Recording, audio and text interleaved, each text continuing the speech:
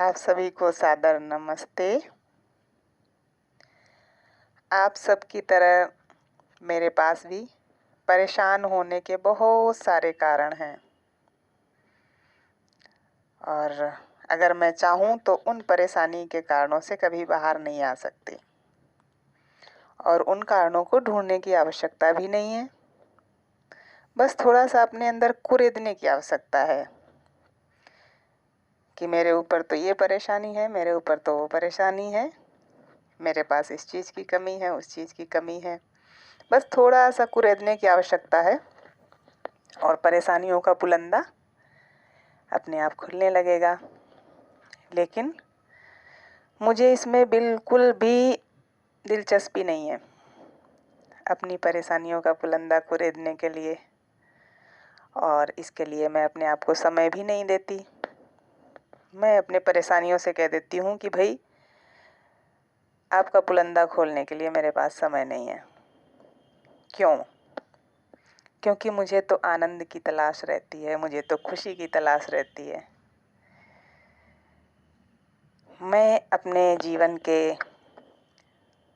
पलों को जो मेरे लिए हैं उन्हें परेशानियों का पुलंदा खोल के बिल्कुल भी बर्बाद नहीं करना चाहती। बस यूं ही अभी कुछ देर पहले मैंने बहुत ही आनंद भरे पल बिताए और उन पलों से जो अनुभूतियाँ प्राप्त हुईं वो बड़ी ही अकथनीय हैं। शायद उनको मैं नहीं बता सकती,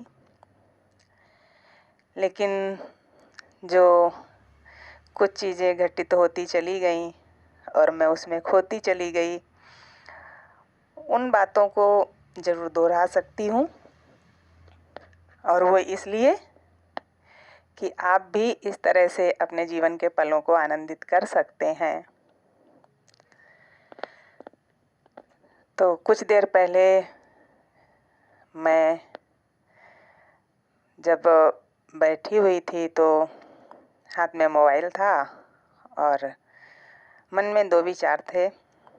एक तो ये कि मोबाइल पर कुछ करूं, सोशल मीडिया पर कुछ लिखूं, फेसबुक खोलूं, व्हाट्सएप खोलूं या किसी को फ़ोन करूं। और दूसरा विचार ये था कि नहीं, कुछ भी नहीं करना है, मोबाइल साइड में रख दूं और कुछ चिंतन करूं। मोबाइल साइड में रख दिया, तभी मुझे पक्षियों की चहचहाट की आवाज़ आई। पक्षी खेल रहे थे।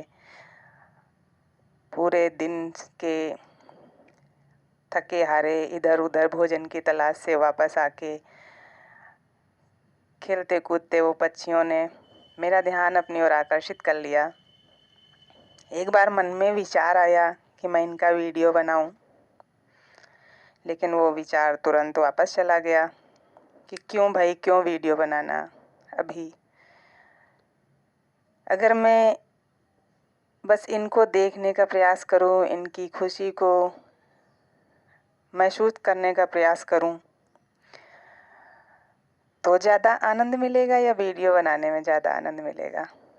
तो फिर मेरे मन ने कहा कि इनकी खुशियों को देखकर, इनको उछलते कूदते देखकर ज़्यादा आनंद मिलेगा। तो फिर क्या हुआ कि मैं देखने लगी और अनुभूतियाँ करने लगी उनकी खुशियों की, उनके प्रेम की, किस तरह से वो खुश हैं अपने जीवन में, किस तरह से अपनी दिनचर्या में फिक्स हैं वो। उन्हें कब सोना है, कब जगना है, कब खेलना है, कब कूदना है, प्रकृति के साथ तालमेल मिलाकर। और मैं उनको देखते देखते प्रकृति की गोद में डूबती चली गई। पक्षियों के साथ साथ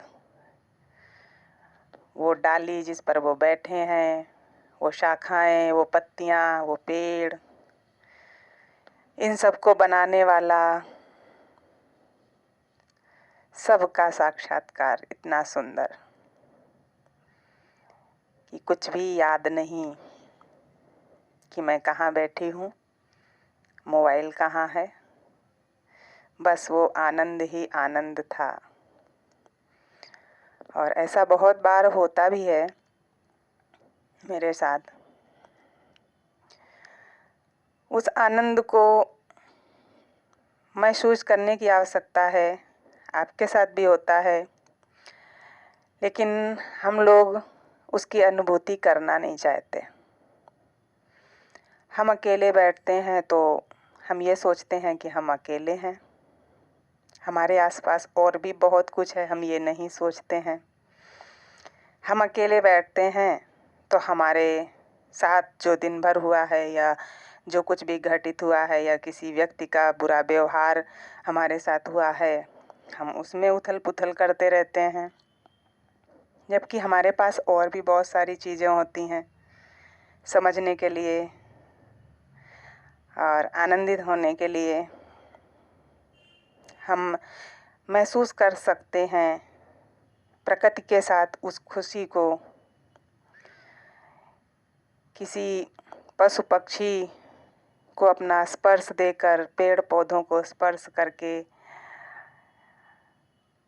अंतर मन की गहराइयों से उसका स्पर्श करके, उसकी अपने अंदर अनुभूति करके अपनी सांसों में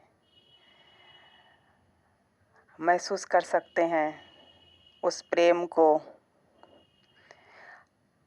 जो हम दूसरों से शिकायत करते हैं या जो हम ईश्वर से शिकायत करते हैं कि हमें ये नहीं मिला, हमें वो नहीं मिला, हमें किसी का प्रेम नहीं मिला, हमें किसी का साथ नहीं मिला। तो वो साथ हम किसे दे रहे हैं उसकी अनुभूति कर सकते हैं। हम वो साथ, वो प्रेम, वो स्पर्श अपने आसपास जो भी है, वृक्ष, पौधा, पशु पक्षी, उन सब में क्यों ना बांटें, उन सब में क्यों ना इस बात की अनुभूति करें, उनकी खुशियों में क्यों ना ये एहसास करें कि ये भी उतने ही खुश हैं जितने हम अपनी खुशी में खुश होते हैं। एक फलते फूलते वृक्ष को देखकर क्यों हर्षित ना हो, एक सूखते हुए पौधे को क्यों पल्लवित ना करें, क्यों अपना जो समय है वो इतने सुंदर तरीके से क्यों ना बिताएं। हम क्यों स्वयं को अकेला करें, हम क्यों वहाँ अपना समय बर्बाद करें जहाँ उसका कोई महत्व नहीं है। क्यों उस विषय में अपना समय बर्बाद करें जिससे हमें सिर्फ नकारात्मक ऊर्जा मिलनी है। क्यों ना हम प्रकृति के साथ जीना सीखें, क्यों ना हम उन सारी चीज़ों का आनंद उठाना सीखें जो ईश्वर ने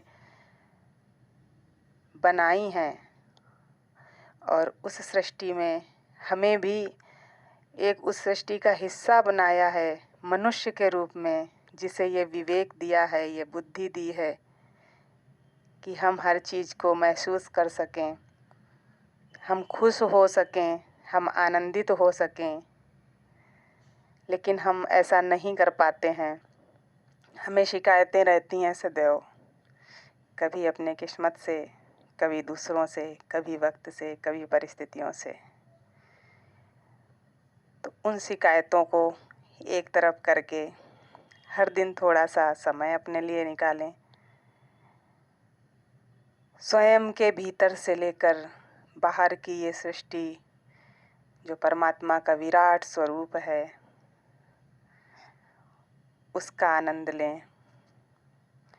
हमारे अंदर जो अंतर प्रेरणा बन के बैठा है उसका आनंद लें और अपने जीवन को आनंदमय बनाएं, रसमय बनाएं, भक्तिमय बनाएं, भाव से भरा हुआ बनाएं। कुछ पल के लिए तर्क से दूर, वितर्क से दूर, कुतर्क से दूर, बुराइयों से दूर, दूसरों की कमियां खोजने से दूर, सिर्फ अपने आप में, सिर्फ आनंद में और सिर्फ आनंद में कुछ पल इस तरह भी बिताएं। आप सभी को पुनः सादर नमस्ते। जय श्री राम।